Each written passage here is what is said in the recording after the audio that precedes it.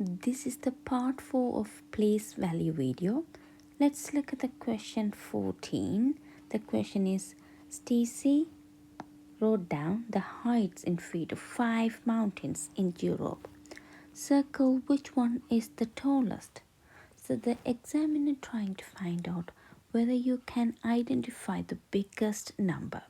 They give 5 answers. So the step number 1 is first look at the first digit and see what's the value in those digits. So each of these are 1, so that denotes 10,000. So can we eliminate any answers? No. Now let's move on to the second one. Here 1, 1, 0, 1, 1. So 1 means 1000. In here 0. So 0 is less than 1000. So we can eliminate this answer. Now let's move on to the hundreds. See here 2 means 200. Again 200. Here 100. So 100 is less than 200. So let's cut this out. Again here it's 200. Now can we move on to the tens? It's 20 here.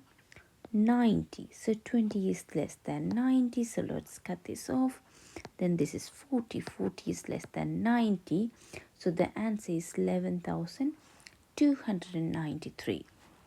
Now let's move on to the next question. The next question here is, which of these pairs of numbers are the same distance from 14? So the question is, we have 14. We need to find the two numbers which have same distance from 14. So we have 14 here. If it is same distance, that means it can be 13 or 15. So the difference should be same. 1 here, 1. Okay, now let's look at the answers. First number is 14.61. So the difference in this side is 0.61 because the 14.61 minus 14.0, the difference is 61. Now let's look at the other number, 13.49. So what's the difference? 0.51. Is it correct answer? No. Okay, so let's look at the second one. So this is not right. Second one is the difference between 14.4 is 0.4. What's the difference here? 0.2. So this is not correct answer either. Third answer, 0. What's the difference